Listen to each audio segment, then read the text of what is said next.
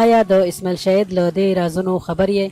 په سلامونه ونې کې هیلو مو هرکلی کوم. امید دی چې ټول به روغ جوړ یې. اسماعیل شاهد خو به ټول پیژنئ، ځکه چې اسماعیل شاهد هغه هسې ده چې د هر پښتون په خوله یې خندا راوستې او همیشه یې کوشش کړی چې پښتانه خوشحاله او وخندوي. اسماعیل شاهد دوه ښځې لري چې د مشرې ښځې نوم یې نه دی معلوم، خو د کشرې ښځې نوم یې خورشید جهان دی او څه موده مخکې د اسماعیل شاهد په ډرامو کې هم کار کاوه، خو دا ډېر وخت کېږي چې د اسماعیل شاهد په ډرامو کې نه ده څرګنده شوې. اسماعیل شاهد په یوه مرکه کې د خورشید جهان په اړه ویلي چې هغې ته زه اوس وایم چې ډرامو ته بیرته راشي، خو هغه یې نه مني. وایي چې زه نور ځان نه ګناهګاروم او نه غواړم چې ډرامو کې کار وکړم. اوس راځو او وایو چې د اسماعیل شاهد ښځې مخکې څه کول او څنګه یې له اسماعیل شاهد سره واده وکړ. د دې لپاره دغه یو څو صحنې وګورئ، شاید چې نیمه پوښتنه مو دلته ځواب شي.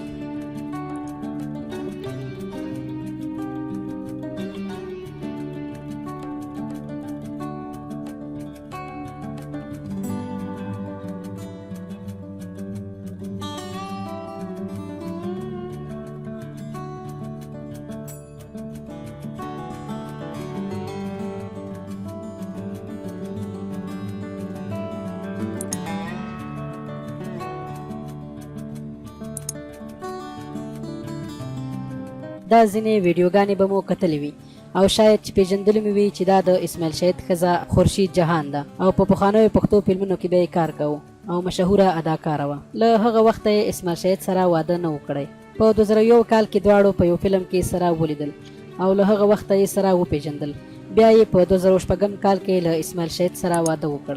مطلب مې له دې ویډیو د اسماعیل شاهد د میرمنې بېعزتي کول نه، بلکې زیاتره ویډیوګانې کې د اسماعیل شاهد په ښځې پسې سپکې سپورې ویل کېدې. نو مجبور شوم چې تاسو ته ویډیو جوړه کړم او له حقیقته مو خبر کړم.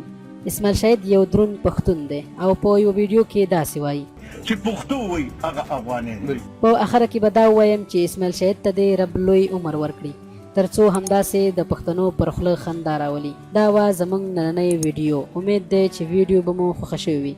که خوښه شوې مې وي لایک یې کړئ او زموږ چینل در سره سبسکرایب کړئ.